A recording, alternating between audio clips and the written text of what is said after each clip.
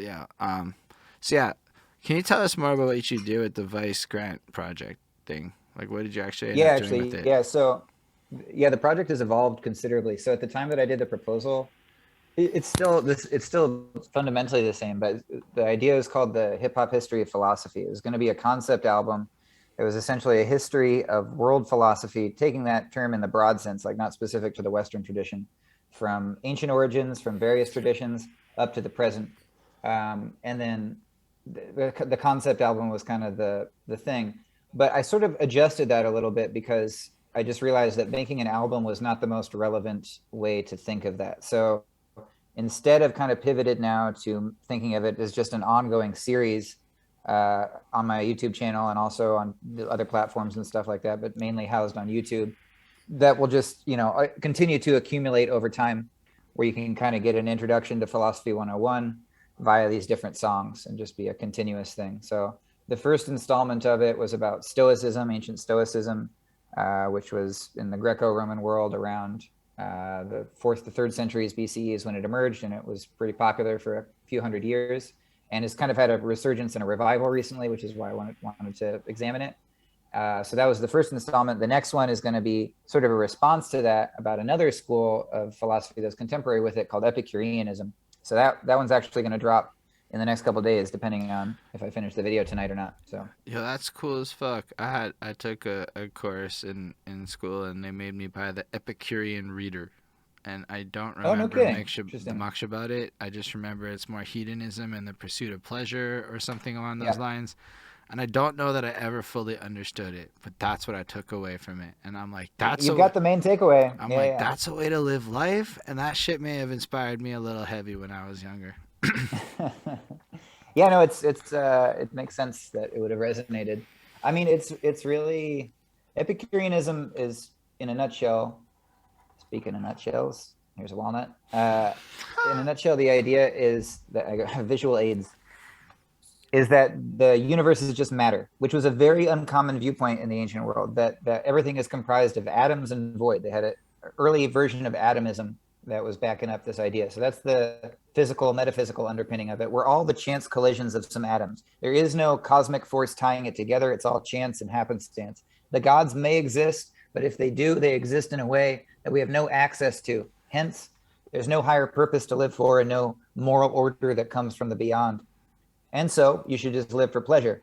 And pleasure is defined as the avoidance of pain. However, common misconception, even though they thought that pleasure was the highest good, they didn't think you should just do whatever you want, because that was eventually going to mess up your pleasure. If you do all the drugs and have all the sex, you're going to end up with all the addictions and all the STDs. So definitely don't do that. Just do it sometimes. And essentially it comes out to being just live in balance.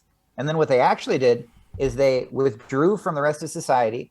They rejected political activity, and instead they lived in communes. They were essentially like these really chill hippie types who were just trying to live simply and live in community. It's yeah, James, it's an attractive proposition. It's about simplify. The hook of the song is just stop fucking around with this bullshit. And like the first verse is about stop fucking around with your social media bullshit if you're overdoing it. It's exactly the thing we're talking about. Like do it, but don't overdo it. And the second verse is about you don't need to be a billionaire either. You can live very simply, and then we could all live more simply. It's pretty much the crux of it. The catch, James, there is no catch, I don't think. Although one of the disputes with it is going back to the physical side of things. So if the idea is that everything is just atoms and void, like empty space and atoms that are sailing through the void, the question arises, why would the atoms ever hit if there's infinite void? Because this is the description. You have infinite empty space, and you got little tiny bits that are shaped in different ways, and they're all coursing through that emptiness. Why would they ever touch one another? And so one of the followers of Epicurus tries to answer this question. His name is Lucretius. And he says, well, the atoms have an inherent swerve in them. But then the question arises, why would the atoms swerve? Which is essentially an ancient version of questions that we're still asking about modern physics, to come back around to quantum physics questions. The why question. We still don't know. We can measure the patterns and see how it comes together in a regular fashion, but we can't say the why of why it comes together. And as soon as you're asking that why question or saying they just swerve, then you're right back in the territory of philosophy and theology that goes like, okay, maybe there's something divine in it. Maybe matter wants to come together, and maybe order, has some sort of divine principle behind it, and you know, so in that way, Epicureanism sometimes is accused of not having an adequate basis for its materialistic view of things. But as a behavioral principle, defining pleasure as just avoid pain by not overdoing it, it's really coherent, and I think there's a lot to be said for it. You know.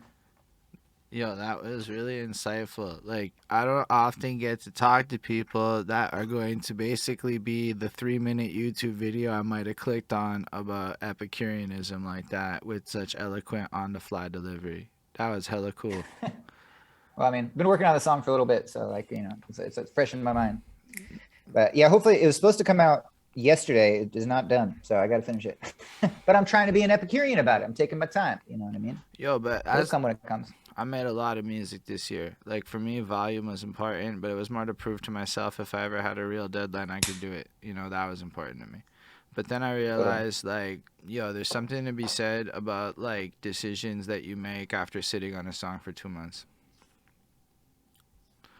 There's a sweet spot where you can have your song like ready to go, and you haven't gotten sick of it yet. But I'm trying to learn to get more mature about this. Like, I always release stuff as soon as it's done.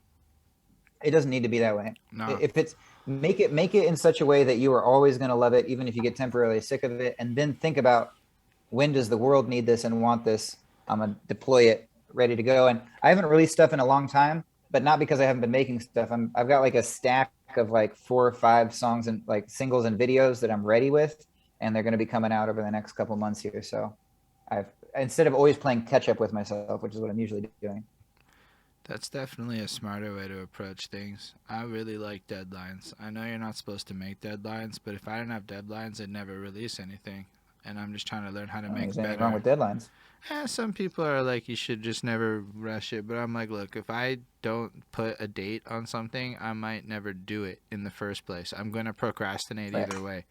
So I need the deadline so I can start. Just so I can procrastinate to a point where I actually get myself to fucking doing it. And and it works a bit. But then you're right, with the releasing shit, I mean, I'm still bad at it. But like, in some cases, like, I thought shit was hot, and now, like, a song I wanted to put out like a year ago where I might have just done that, you know, had it worked out. I really don't even like the verse I wrote anymore because it's too, like, I was like into fast rap, and then I stopped being into fast rap, or at least the way I was into fast rap. Like, there's a way to do it that's cool, but I'm just not into it like that anymore. You know, this comes back to something that, like, again, I remember sharing this when it was when the Zoom that we had, or the event that we had where the grant was being given out. I was sharing something that Vice told me. Well, there's a lot of things he said, but in the course of our time knowing each other, but he said to slow down, because I used to be all fast all the time. It was like I simultaneously wanted to make a really profound point and say, like, you know, the maximum number of words per minute as I did it. And he was like, slow down, which is because sometimes slowing down is something that a rapper is avoiding because they're afraid of being clear. You know what I mean? It's like, I realized that was the case for me anyway. I'm not saying that's true for you or for anybody else. I was in particular, offbeat, but like a motherfucker. It was like I was rushing because I wasn't ready to just like ground myself in myself. And so that's kind of that's been my quest recently, is not to not do fast, but work up to fast. I mean, it's just more, but to the listenability of it. I started playing with spaces in music more, and timing, and yo, like ad libs are cool. If you're just rapping fast all the time, you don't give yourself any time to like talk. And like sometimes, like, the most memorable parts of a song to me are gonna be the ad libs. Like, I just discovered that Uncle Murda does his little wrap up at the end of the year where he raps out the year's events. Yeah. And all I can remember is his ad libs. I can't remember a single fucking bar, but I can remember plenty of his ad libs. And it made me realize, like, yo, if you don't even give yourself a place for the ad lib to be, that's weird. And then, like, there's like if you're rapping fast, I find, at least for me, it was more, I could stay on flow if I maxed it out. I don't know that I was good at rapping slow. I had to really learn how to rap slow late game for me. It was like to learn how to finesse that shit properly. And I remember talking with Zoo on one of these, on one of the open mic Zooms. I think we were having like a little sidebar at one point, and it was about, I don't remember if this is how we were phrasing it at the time, but I've been feeling recently like, as an MC, your freestyle game and your writing game should really be converging always. This is what the rappers who claim that they never write are in this space where there really isn't a meaningful difference between the two. We tend to think of them, or at least, you know, I have often thought of them as two separate things. You're either writing, you're freestyling, they're two different things. And it used to be that my writing and my freestyling sounded way different. They still do, I think, but they're converging because I'm practicing more both. And your writing should feel like you're going at the speed of thought, not beyond the speed of thought, because people can tell, whether consciously or unconsciously, I think, if you're spitting so fast something that you wrote, but it's faster than you could have thought it. Whereas if you're freestyling and you're sort of writing via freestyling and you're carving it out, the two, they're going to feel like they're whole, you know, because it's an oral art form. It's going back to oral poetry before people could actually write stuff down. And so you can get really fast because you'd be amazed how fast your mind can actually go if you practice it. But they should really be coming together. You know, it should, like, we should always be guessing, did he write it or did he not? Because it should feel always like it's landing just at the speed of thought. You know what I mean? So we're with you, you know, I feel like.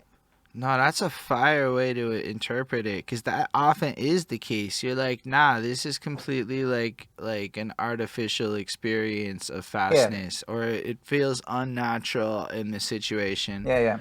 Like, I know that I have moments where I speak super quickly, and if I think about my better fast flows, they more mimic that, like the actual paces that you would maintain. Whereas I find that over the years, I take a little bit more time to think about this is me taking more time to think about my words. This is the slowed down version. But this is now my rap speed too, right? Because this is how the thoughts come together in a sense. And I never really connected that before, but that makes a lot of sense, what you're saying. And maybe because cognitive dissonance is, I think, one of the biggest reasons why so many rappers' brands don't connect with people. People listen to the product, they look at the brand, and it don't make no sense.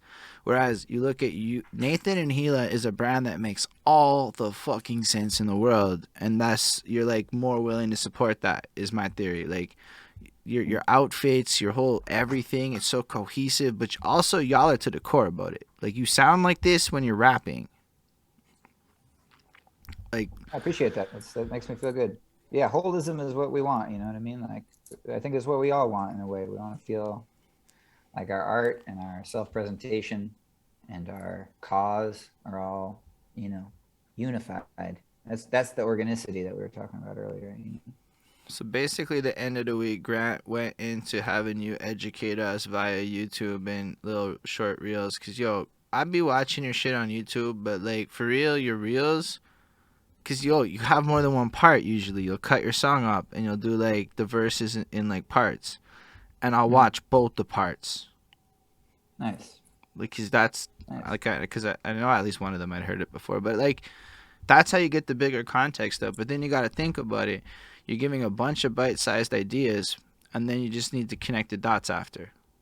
And as long as you create the flow to connect the dots after, I think you can create the meaningful things. Like, I'm super into stuff like alternate reality games lately, which are like combining mechanisms like YouTube content and websites and real life locations to tell interactive stories that get people involved.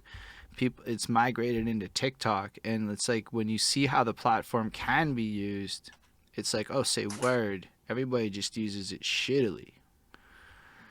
And people fuck with that shit. But not everyone. The algorithm don't expose you to that. That's some word of mouth shit.